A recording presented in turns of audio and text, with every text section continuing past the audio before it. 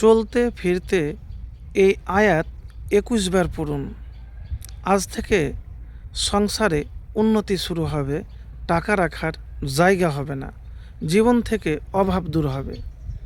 তো প্রিয় ভাই, আমি এতটুকুন আপনাকে বলবো যে আমল করে দেখুন।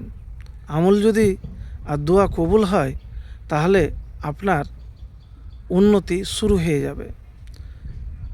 প্রিয় ভাই, যখন আপনি চলাফেরা করবেন, আমি ছোট্ট একটি আমলের কথা বলবো, বড় কোনো আমলের কথা বলবো না। কোন আমলের কথা বলবো? খুবই সহজ আমলের কথা বলবো। তো আমি প্রথমে আপনাকে বলবো যে লা হাওলা ওয়ালা কুওয়াতা ইল্লা বিল্লাহি ওয়ালা মানজা মিনাল্লাহি ইল্লা ইলাই, এই দোয়াটি পাঠ করবেন। আপনার দারিদ্রতা, অভাব দূর হয় না, খুব কষ্টে আছেন, তো এর অর্থ হলো আল্লাহর সাহায্য ছাড়া কোনো শক্তি বা উপায় নেই, আল্লাহর কাছ থেকে পালানোর কোনো আশ্রয়ই নেই, সব কিছু আল্লাহর দিকেই ফিরে। প্রিয় ভাই, এতটুকুন আপনাকে বলবো যে লা হাওলা ওয়ালা কুওয়াতা ইল্লা বিল্লাহি ওয়ালা মানজা মিনাল্লাহি ইল্লা ইলাই, এই দোয়া ব্যাপারে একটি হাদিস রয়েছে।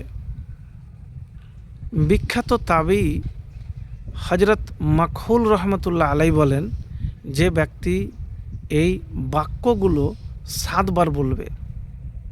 কতবার? আপনি 7 বার বলবেন।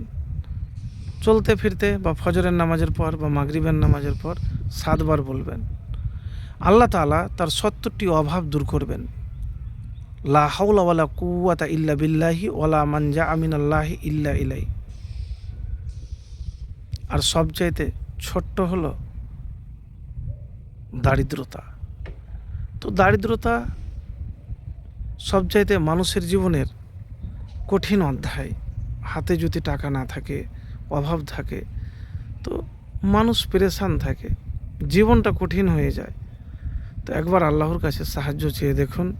আর যে আয়াতের কথা বলেছি আমি, ছোট্ট একটি আয়াত, অরজুকনা ও আন্তা খয়রুর রাসিকিন, অরজুকনা ও আন্তা খয়রুর রাসিকিন, ব্যাস এতটুকুন।